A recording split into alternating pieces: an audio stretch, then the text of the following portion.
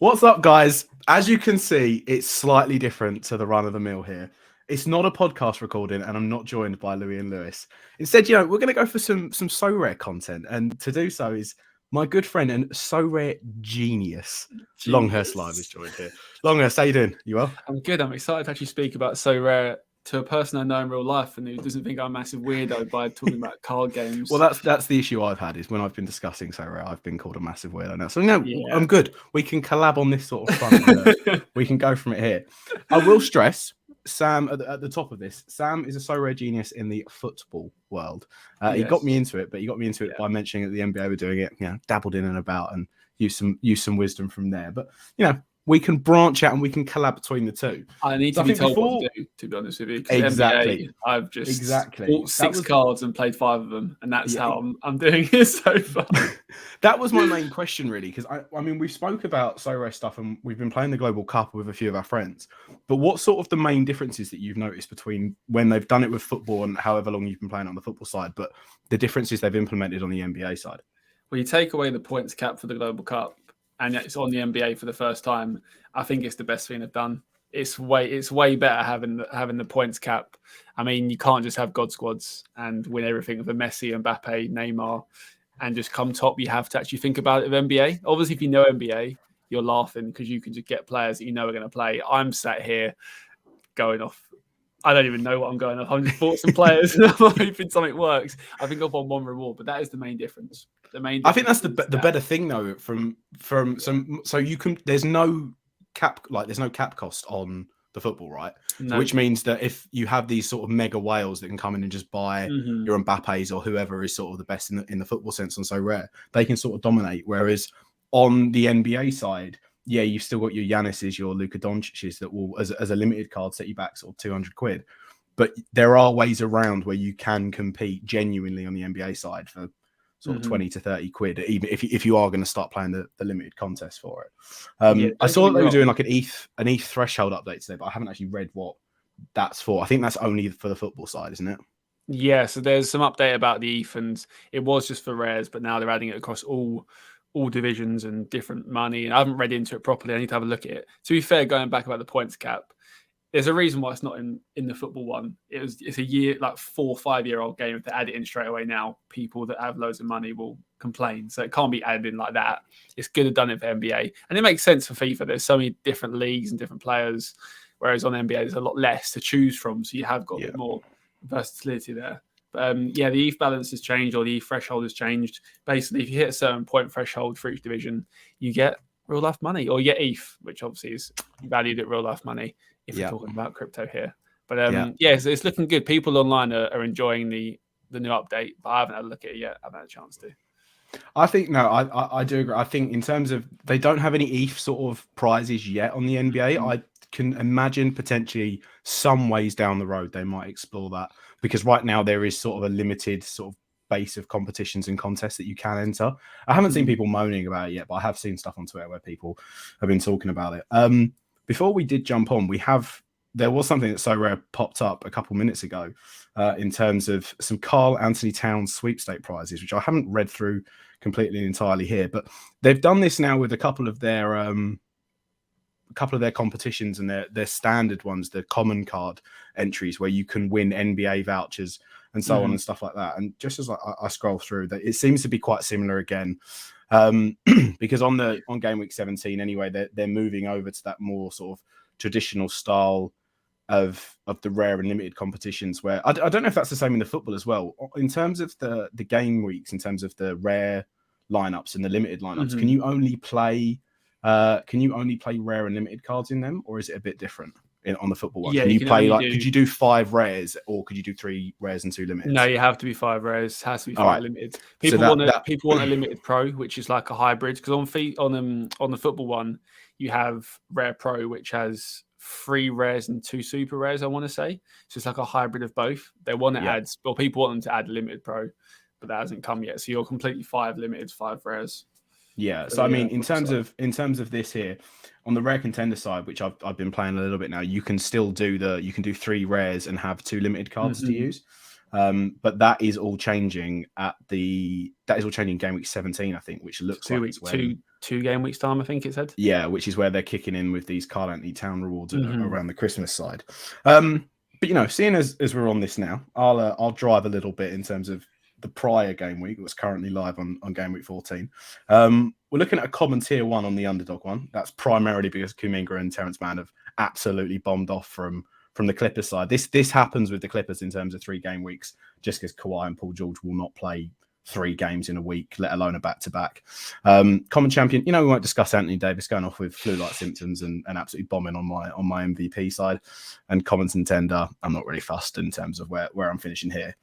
My main issue has been I've been doing really well in sort of the rarer competitions. I think like the other week I finished top 150th or something on contender side. Joke. Absolute joke. Limited contender, I've been absolutely striking out just because I haven't bought the sort of low L10 cards that you sort of need in this area. Yeah. And it's been the same with limited champion, but luckily, as luck would have it when we're recording this video, I'm currently sitting 30th on the limited champion. Rare tier 2. How much money normally? Obviously, you want to keep the card or you're going to sell it? What do you think? What are you going to go at the moment, I've been keeping the majority. Wait, sorry, it was a rare tier 2, not a limited. Yeah, it's a rare. Tier 2. So that's been the nice thing about. I've not been competing well in limited champion at all, really. Primarily because I didn't have a good MVP, so I went out and picked out an Embiid and a Morant to compete in these champion teams. But a rare tier 2, you're looking at normally around £100, I'd say. So in dollars at this rate, $105. But the majority of these cards here, they've got good utility in terms of they'll normally have that sort of L10 of around the 30 to 40 mark. Your best ones here would be sort of your Bam Adebayo, Wiggins. I've got a Jeremy Grant. I'd quite like a Jaren Jackson Jr. just because he's come back. I think Chris Middleton's here as well, and for some reason he'll be a tier 1 eventually, I'd assume, when he gets up and going. But he's been out for ages with a sprained wrist injury that he picked up at the end of last season. So, but I do like the fact that these competitions that are in the limiteds, they do pay rares. I don't know if they'll do this for the entirety of the NBA, because I imagine that there's loads of football contests is what I've noticed in comparison. I don't do football at all. I play like we said at the top of the show, we've played the Global Cup at the start. I can't even see where I am in terms of that. That's my lineup for it this week currently. Don't spoil it yet. I want to go through that soon. Surely you just spoiled the whole episode of that. But Jesus. And again, you've done it again. I can't even see where is it now? The leaderboards coming. Oh, I've hit I have to untick on the lot competitions. Yeah, there's loads in comparison, and you get actual moneyed amounts. Are they? So they're the star. I'm pretty sure. I was going to say earlier, the reason I don't think you can get actual money for the NBA side, I think it's the gambling licenses in America. I'm pretty sure could be it. That if they add money into NBA and MLB, that basically you can't play it unless you're over a certain age, or there's some sort of regulation, or they have something to do with gambling laws. That's what I've read. That's the reason why not. I think it could be to do with money. If they just want to save money, just don't put them in the first place rather than take it away from people that have already started the game. Like if you were to go on football and take away thousands of pounds of prizes, people would start complaining. But if you don't add them in the first place, nobody knows they're gone. But there are so many leagues in football. I don't know whether they'll add under-23s in the NBA. I'm not sure if they've even mentioned that or if there's been like a special for that. But running through football quickly. I'll let you drive. So, looking at my screen here, you've got Second Division Europe, which is like the Championship in England, La Liga 2, Bundesliga 2, Ligue 2 as well in France. Basically, all the top 5 leagues, their second division is there. Underdog, you have to have points less than 50 on the last 15 average. Pretty much the players that aren't amazing. If they have a good week, you can get some really, really good prizes there. Under 23. Don't need to explain that. I think you will have a brain to understand what under 23 is. International special, I'm pretty sure that's just for the World Cup. That's not normally there. It's basically players that are playing in the World Cup can go into this tournament. I'm not sure what you need to unlock it. It might be super rares only. Yeah. Yeah. And then actually, in terms of this, there are more leagues. During the regular season, you have Champion Europe, which is the top 5 leagues in Europe. You have Challenger Europe, which are all the non-top 5 leagues of Belgium, Holland, Austria, Croatia, possibly. Basically all the teams that aren't in the top 5 European leagues. You have Asia, which is all the Asian teams. You have America, which is all the American teams. And I want to say that's it. And that's for limited, rare, super rare, and unique. So you have you can put about 40 odd lineups in one game week. And if you're a WoW, you can have a ridiculous prize pool. But that's what there is compared to NBA. At the moment, you have a healthy amount to not confuse you. Like when I first joined, I joined Sorare. I think it said I joined Sorare in, I want to say August 2021, and I just didn't play it because I literally was on my phone. I signed up. I went to have a look how to play. Didn't know I had to buy players with real money, and I just closed it. And that's my biggest regret because 5 months later, I joined. And if you look at the price graphs on Sorare data, which by the way, if you don't use Sorare data is a must. Yeah, it's so neat. Even the free version is so needed. 5 months is just a stupid amount of money that the players have gone up. Even if I bought a couple, and looking back, like my first cards that I got, the commons that are untradeable. I know I'm skipping through this quite quickly, but the first players I got were ridiculous. Like if I had got these now, I'll be celebrating. I got Neymar for starters as my first ever card for free, and I was like, can't wait to play him. Oh wait, I can't, but I realized I actually can. Yeah. And I waited about 6 months, and everything just skyrocketed. And I look back as my one regret of not playing 6 months earlier. So if you're watching this now, I will say, play now. You can play with like £10. You can play with £0, play for free. I would say just get involved, honestly. It's the biggest thing I regret is not playing when I actually made an account because it's such a good game. Like I've been sat up at 1 a.m. watching Marcelo Silva for Real Salt Lake and hope that he gets a clean sheet. And it's just telly off when he concedes an own goal or something in the 10th minute. Like, it makes me addicted to all these teams. I remember once I was at work on the weekend and I had some random player from NEC in Holland, and I was sat on the coach scrolling Google to see what the score updates were in case this guy got a goal or an assist. It takes over your life, but in a good way. Like I actually really care about NEC for a weekend. When in reality, I don't even know what they were about a year ago. But I mean, it's just part of the sort of the fun that is in terms of this game and what it can sort of do in terms of it, for other leagues as well. It's quite good in that sense. The one thing I wanted to ask, so you mentioned earlier in terms of when you first jumped on, you wish you sort of got into some of the prices a bit sooner. On the football side, how sort of volatile and sporadic are the player prices? Like, are they consistent? Because on the NBA front, the thing that I've noticed, I mean, I've been playing now. If I drive again. Let me just change it back to me. So I've been playing now, I think, for just over a month in terms of you're way in profit, aren't you? I'm pretty sure of your rewards. You've smashed it. You're like, I looked at your So Rare data. You've got like a 40% win record. Yeah, I've been all right from it. For how much? Yeah, I mean, not even that much. I bought some cards from a month ago now. And in terms of the volatility that I noticed from, especially before lock, everyone will sort of normally go up, especially if they're confirmed playing by underdog. Sort of if the lock is 10 minutes before the first tip off of the night on that game week, if they're playing, they will normally go up a little bit. If they've got a low L10, and I'm sort of talking not like your 19s here on Joe Harris, but if they've even got like a 15 L10, the prices for them will go up astronomically purely on the basis that people are just trying to fit them in to their contender lineups, whereas I know that isn't really an issue on the football side. So I assume they're pretty balanced in terms of the prices going up and down. I think playing is the most volatile thing. Like if you have a goalkeeper and he gets rested or benched, if you're a limited market, the rarer the card is, the less likely it fluctuates. Right. NBA is different because there's more of a rare card. I don't know how many rares there are. And limited. I think in football it's like, one of 100, and in NBA it's one of 1,000. 100 rares a season or maximum. So some players will get like 20. It's not even reached 100, but on Sorare there's 1,000. On the NBA there's 1,000, but limited cards fluctuate so much. Like if you go back to my screen in a second, I'm happy to show my Sorare data for some of these cards, like the prices. So Matt Ryan's a brilliant example. I bought him. Let me go into a new tab. I can't really go back too far, because I can only go for a month because I'm on the free version of Sorare data. I will buy the paid version, by the way. But I mean, Sorare data on this, if you are watching this, Hook us up. Maybe give me a free one. Why not? Why not? But like his price is just completely capitulated because he was dropped, and people just go, right, I'm done with that. Whereas did someone he not go up though from playing in the World Cup, or is that not No. really a thing with these cards? Because he was at a peak of like 0.09. He was basically at his peak there when I bought him, and he was a starting keeper for Copenhagen, and then the backup goalie who was injured last season but quite young came in, and yeah, he's just gone back down in price. Van Osh is the same. At one point, Van Osh went up to 0.9 ETH, so I was almost 3x on my. But he was playing.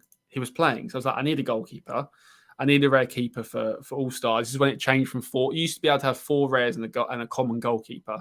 It changed to 5 rares, so all goalkeepers went up in price. I bought this guy before the change. 0.9, brilliant. They had an awful start to the season. I don't know if I can show you the scores here.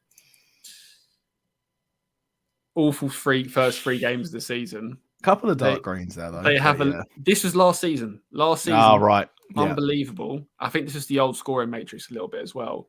Started the season really badly. They had a loanee keeper, and he just got the call up in the 3rd game, and his price has just fallen completely. But there are others, like obviously seasonal stuff like MLS. MLS players are starting to go back up in value now that the season's over and people are buying the cards for it. Basically, you want to turn over. If you want to make money, this isn't advice, by the way. None of this is financial advice. If you buy players, so if you don't really care too much, you buy MLS players halfway towards the end of the season when they're coming down, sell them on the rise. European players do the same as well, because people are jumping into players. Say when the MLS season is about to start, people want to play in the off season of Europe. You then go and buy MLS players. They go up in value. So it fluctuates a bit in terms of the main thing is playing. The worst thing you have in your gallery is a card that doesn't play or won't play because it's just sitting there doing nothing when you can invest that and get some rewards or thresholds.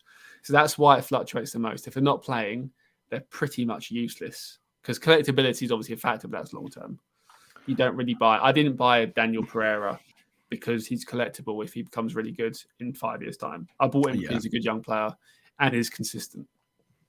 That's how it works. Yeah, I think on the NBA side, it is a lot different on that front of that. If someone is, I'll just switch back to me. If someone is sort of, even if they lose their starting place, they're still usable because they'll be in and out of the rotation more than not. Unless your name is Cam Reddish, currently right now, which is where he peaked at like 25 quid. Then Tom Thibodeau was like, do you know what? Now I'm just going to drop you and we're going to trade you away. And now he's like £2 again, which is what I bought.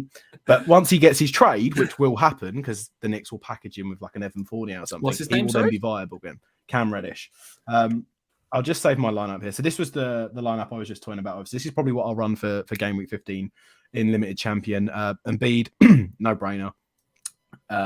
There's not really much I have to say about Embiid. He can pop off on 100-point night on the rare occasion against the Lakers. If AD's back, probably won't. Against the Hornets, you're looking at a Nick Richards combo and Mason Plumlee, and I can very easily see him hitting 70, 75. So MVP doesn't really matter for that. Julius Randle, same thing. These all play back-to-backs, which is the slightly annoying thing, I believe. Even though it says they play on the same day, I think that's just so rare messing up the times of that they play midnight on the December 11th, and then we'll probably play like 11:30.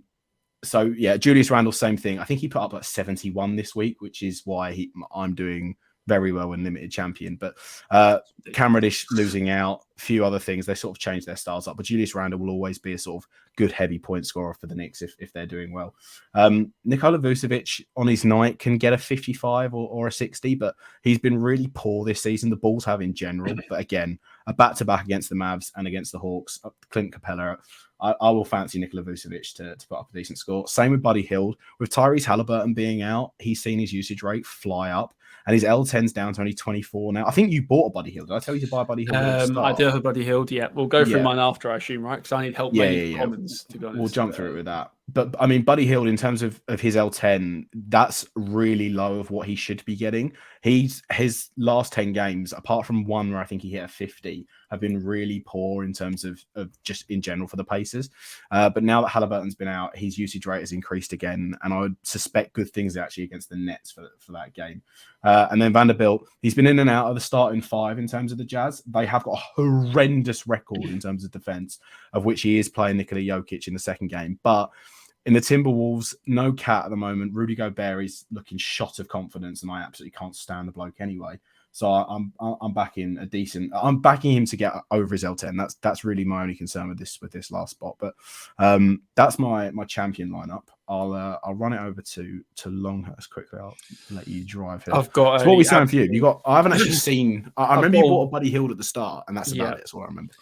I mean, to be honest, I haven't got to have much help with limited contender. I have got such a wide choice of basketball players. Look at the options. Wow, there's so many. It's actually you're actually spoiled for choice. I can close my eyes and go, and my lineup's done. My lineup is done. The only decision that I need help with is basically Garrison Matthews versus Hernan Gomez. Now I'd play Hernan Gomez. I bought Hernan Gomez because either him or his brother's in the film with Adam Sandler. Is that your reasoning behind it? He looks familiar, and he's a low scorer, and I think he's got potential to really, really just fly with New Orleans. That's what I think. I was thinking this because of 2 games. Because he has 2 games, you're more if they're going to both play, the odds are he'll get a higher average score, right? I suspect he's on a back-to-back the same 2 nights. I haven't actually checked if they play. Where do I see the? Sunday. Where did I see? If you go on the little filter tab that's at the top.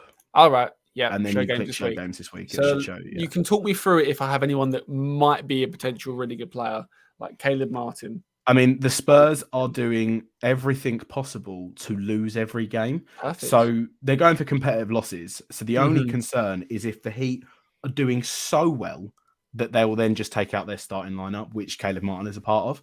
But he'll be in and around. His L10 is quite high for what Caleb Martin is. So that will drop down. But he's a consistent start for the Heat. So he'll do. Caleb Martin's recent scores when it wants. I think he had a big one recently, which is probably why it's up there. It's also definitely gone up because Jimmy Butler's been out for the Heat. Mm-hmm. Yeah, I'm trying to load something. Buddy Hield, we've already gone through him, same as yours, so that's fine. Herbert Jones, what are you thinking? Good old Herb. I've not really got too much actually to say for big old Herb.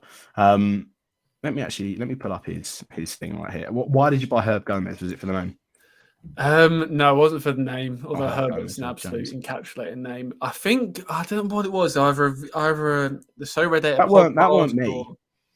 I don't think it was a you decision. I think I was just looking through players that have a decent sort of, on average, around the 20 mark that were good. Now I think I bought him day one or early on release, and I was like, this guy looks good. Average scores are decent. I think my mate said that the team he plays for are okay, aren't terrible. Yeah, so Pelicans are your mid-range mark. Just when Zion and Brandon Ingram are popping off, they're doing just a run-of-the-mill player that would get me potentially a reward, and I just want that. I don't want a couple of really good players and then a couple of really bad ones. I want a nice, consistent team. So around the 20 mark is what we're going for. Annoyingly, I have to have a kind of a bad player. I don't know whether to get rid of Caleb Martin and push 31 and put 10 more into like we've got a 20 all around. I don't know if that's the way to go or not. I don't really know a strategy what to do. So whenever I do, I'll put myself back up. Mm-hmm. Whenever we play on the contender lineups, this has been my issue in terms of using these sort of low L10s. So Corey Joseph has been good recently. Luke Kennard is normally a good one, but he's just coming back from an ankle strain right now. But he'll always, that L10, 13 is too low.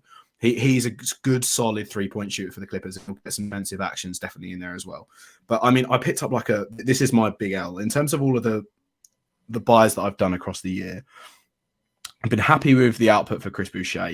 His L10 has rose to 27 for some reason. Gabe Vincent, again, I bought him and then just decided that he wanted to get an inflammatory knee every night since I've bought him.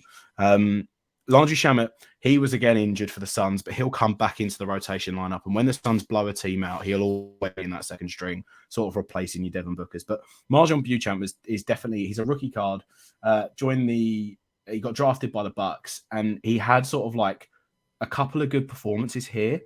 And when I'm looking at like the rookies, and he was down in like an L10 at that point of like 12 or 11, I was like, yeah, do you know what? Chris Middleton's out, rookie that's coming in, he's playing a lot. And then he had an absolute stinker against the Sixers and then hasn't got back in the rotation and then got injured. So my only thing with these sort of lower and lesser players, unless you get someone that's like PJ Tucker, who will never score you a single point in his life, but will get 3 steals and 6 boards for the Sixers playing 37 minutes a night, they're hard to find good L10s that are lower. So that's why we do some of the cost cap buster stuff on the Swinglands Twitter. We look through it each week to try and find that one gem. We had a Shake Milton a couple of weeks back who made me 50 quid off of a £6 purchase. But you only get those sort of gems if someone goes down injured, realistically, and you know off the top of your head who is going to be the second string, which I mean, I'm not going to know it for all 30 teams in the league, but for the Sixers, I'd already bought Shake Milton, so I just got lucky in that sense. But that's why it's tough finding these like consistent L10 players. Because like another one, James Bouknight, he's young, he plays for the Hornets. The Hornets are, again, not to an extent of the Spurs, but they're trying to lose the majority of their games. But he's just fallen out of the rotation again, just because he was playing so bad. And he might get back into it again, but he's never hitting more than 20 in a night. Yeah. So I think with Contender, you can go for one. If you know, like, for example, like a Laundry Shamet, he'll always come on and get you around the 11 mark. But then I would normally look to play sort of your 20 marks and maybe try and get in a 30 odd. But it is tough. It is tough. I'll agree. So have you got any more limited cards then, or are you just only play Contender then? I literally only play Contender at the moment. I have got ETH sat in my balance, but I'm waiting for them to announce the Premier League. Yeah, I think it's all but. Do you think they'll do it around like the new year? I think that might be the issue. I think New Year. I think they'll wait for the World Cup to finish. Maybe around Christmas, but marketing around Christmas is so expensive that they'll probably wait for the New Year and just start 2023. Prem's here. I can buy loads of West Ham players and be really happy with my purchases. So basically, you're gonna go for those first edition mints. I'm going for the first edition Flynn Downs. That's what I'm going for. But I don't think there's going to be many going for the first edition. No, exactly. But right. The limited. So I normally go for limited contender. Then I go for common champion and then common contender after. So common champion's the first one I do, just so the MVP and all the decent ones get out of the way. That's what I hope for, because I can, if it goes really well, I can win a limited card. So I go common champion, then common contender, then stick all the rest in training, which is very important if you are new to Sorare, or even if you aren't new but don't utilize training. Training is the most important thing outside of playing games. Like, it's so important. XP matters a lot, maybe more so in football. I haven't really played NBA enough to know about XP, but it's going to be the same. Tight margins of points matter so much that even 0.5% might not seem like it, but it can give you a couple of places at least, which could be on a roughly random reward scheme. It could be a few pounds by just literally 0.5%. For each season's cards, you get a 5% on this year, but then these cards next year will lose that 5%, but they won't lose. They won't lose their training bit, will they? Yeah. So training always stays. Your XP bonus stays. So say you end the season, you have an 8%. When a new year version of this card comes out, it'll go into free because your current season loses 5%. So basically, you want to get as high as possible. You can get to 20%, I think, is the maximum, but it takes ages. A long time. To get there. Yeah, you want to get XP. The only ones that I've got in terms of limited, I've got like a Nick Richards here that's at 7. So next year he'll drop down, but hopefully by then he'll be up at. So this is where having a good gallery as well helps, because then you can just train the guys up that you're not playing in terms of it each week. Yep. This is the annoying part. Cam Reddish would fit absolutely like a glove into this lineup, but he decides to go and get dropped. So I'll check the underdog announcements before, but I will actually play Luke Kennard in that lineup, and then I will quickly build my rare champion. I mean, some of these guys have been really good since I bought them. Like Jaylen Brown's just been 73. Oh my god! I got a 9 edition. I got a decent deal on him as well from when I got him. But Jaylen Brown will be in. My MVP will be. This is going to be the issue for me when. Actually, I will change this out, because when they get rid of being able to play limited cards in the rare competitions, I haven't got the money that I'm willing to spend on a rare Embiid, because they're like 6 or 7 times the price right now. And I think that the whole rare market is going to boom and the limited market is going to sort of tail off a little bit, because people are going to slowly try and work their way up to the sort of the higher competitions. I think his scores are a joke. Jaylen Brown, just had a look on survey data, it's all green. Yeah, he's his L10 is going to get an absolutely massive kick up soon, which is what I'm not really looking forward to. Kelly Oubre was the same one. Kelly Oubre is at a 38, but Kelly Oubre is at a 38, but he'll consistently be around that sort of 40 mark currently, purely on the basis of that his usage rate for the Hornets. He's just being asked to do absolutely everything when he shouldn't be. But if I go through champion, I'll throw Jeremy Grant against the Timberwolves. Andrew Wiggins is currently out of an abductor strain. I'm not a massive fan of playing him against the Celtics anyway. And then we've got, I'll play Joe Harris as the starter. 24 leaves me with Andrew Nembhard. Andrew Nembhard has been unbelievable as of late as well. I bought him a month ago for 26 quid, and he's currently sitting at around 116, purely because of that Golden State game and then off of the back of it. And as such, like, yeah, this is what Sam was saying a moment ago. Like, I've got my Nembhard at level 4, which is a 17%. So he'll lose that far. How does it work with rares? It just he'll keep the 10% and the 2? Was that how it works? Yes. Right. So there's only the season goes. Only the season goes. Yeah. Right, okay. I actually don't even know what is the amount for the super rares then? 15 or 20. 20%. And then I suppose uniques will just be an outrageous amount, 40. Which is why when you're playing rare contender, even though you can play 2 limited, if you can play 5 rares, you have like a 20% XP bonus. Yeah. So like you'll always be it's a big difference. You'll always be doing well on out from that front.